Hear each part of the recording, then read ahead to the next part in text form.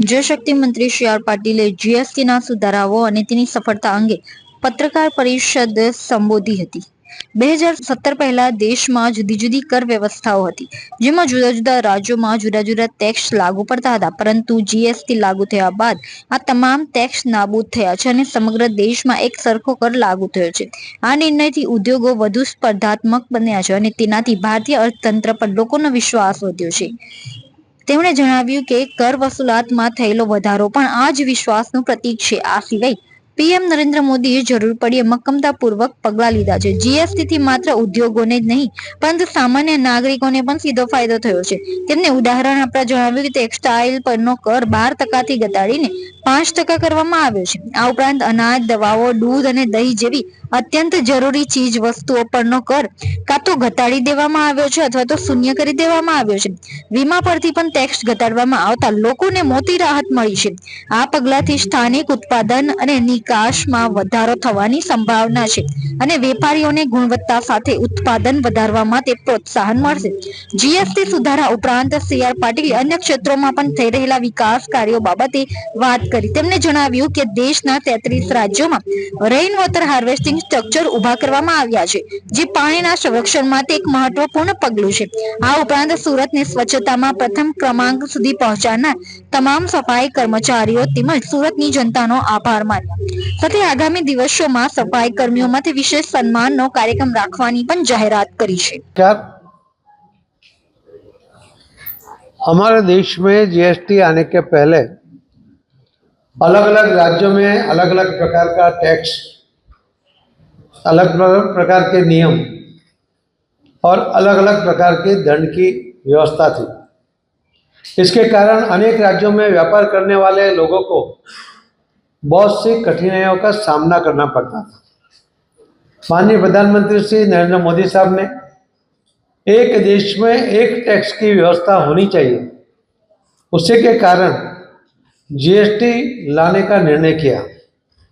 25-8 साल पहले ये निर्णय हुआ और इस निर्णय के कारण आपने देखा होगा कि लोगों को सुविधाएं बढ़ी। पूरे देश में सभी राज्यों में एक ही कानून जो केंद्र का था वो लगा।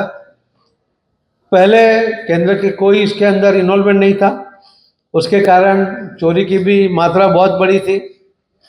और आज एक व्यवस्था होने के कारण केंद्र के उसके ऊपर पूरा कंट्रोल होने के कारण चोरी में भी क्रमशः धीमे धीमे कम हो रही है और धीरे धीरे बंद करने के लिए कोशिश हो रही है।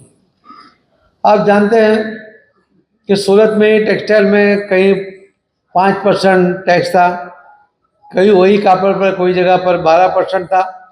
उसके कारण वैल्यूएशन में अलग अलग जो दर होने के कारण उसका फ़ायदा लेने की कोशिश होती थी।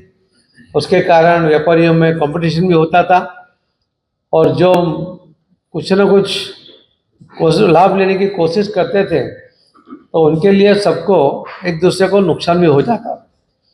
आज सबको कपड़ा टेक्सटाइल के ऊपर 5% टैक्स करके ये बहुत बड़ा काम माननीय प्रधानमंत्री श्री नरेंद्र मोदी जी ने और फाइनल मिनिस्टर निर्मला जी ने एक किया है। उसके लिए उनके बहुत बहुत आभार भी करते हैं। इस जीएसटी का दर जो पहले ज़्यादा था, पहले सिर्फ जब शुरू हुआ तो 66,51,000 इतने ही लोगों का रजिस्ट्रेशन हुआ था और आज आप देखिए 2025 में 8 साल के बाद 1.51 1.5 करोड़ से ज़्यादा लोगों का रजिस्ट्रेशन इसके अंदर हुआ है। क्रमशः सरकार की इनकम भी बढ़ी है। सरकार की इनकम बढ़ती है तो सरकार देश के इंफ्रास्ट्रक्चर में उसका उपयोग होता है, देश की सुरक्षा में उसका उपयोग होता है।